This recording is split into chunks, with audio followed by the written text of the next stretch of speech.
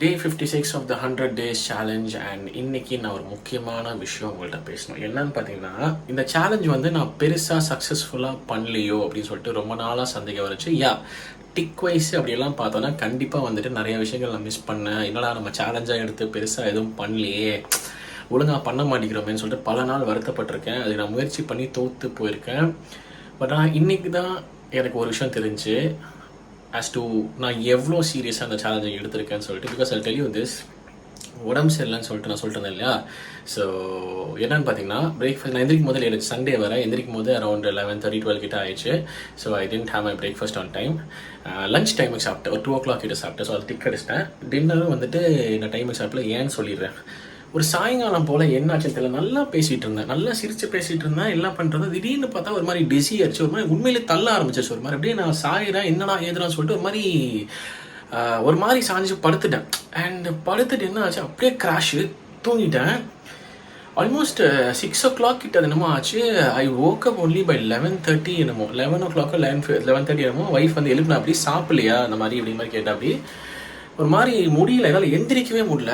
So அவன் என்ன சொன்னான்னா, சரி பரவாயில்ல தூங்கிடு, நான் சமைச்சு வச்சுட்டேன், you can wake up and eat whenever you wake up அப்படிங்கிற வேணும். நடுவில் ஏதாவது எந்திரிச்சேன் முடிச்சேன் பசிச்சதுன்னா வந்து எடுத்து சாப்பிட்டுக்கோ, நான் இங்கே வச்சிடறேங்கிற மாதிரி சொல்லிட்டு நீ தூங்குன்னு சொல்லிட்டேன். அப்படி ஐ வாஸ் லைக் ஓகேன்னு கண்ணை மூட்டேன்.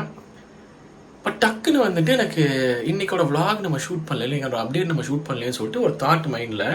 And trust me, I woke up. I was like இன்னைக்கோட அப்டேட் கொடுக்கல.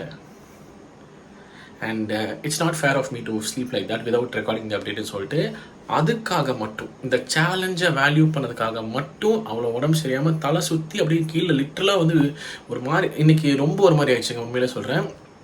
அதையும் மீறி, அவ்வளோ டயர்ட்னஸும் மீறி, உடம்பு கொஞ்சம் சரியில்லாதது மீறி இந்த ஒரு vlog-ஐ ரெக்கார்ட் பண்ணுவதாக மட்டும் நான் எந்திரிச்சேன். அண்ட் நாட் ஓன்லி திஸ், இன்றைக்கின்னு பார்த்தா நான் என்னை சேலஞ்ச் பண்ணி புஷ் பண்ணி வீட்டுக்குள்ளே அந்த 20 minutes வாக்கும் முடித்தேன். So I am bloody serious about this challenge here and I'm so proud of what I did today.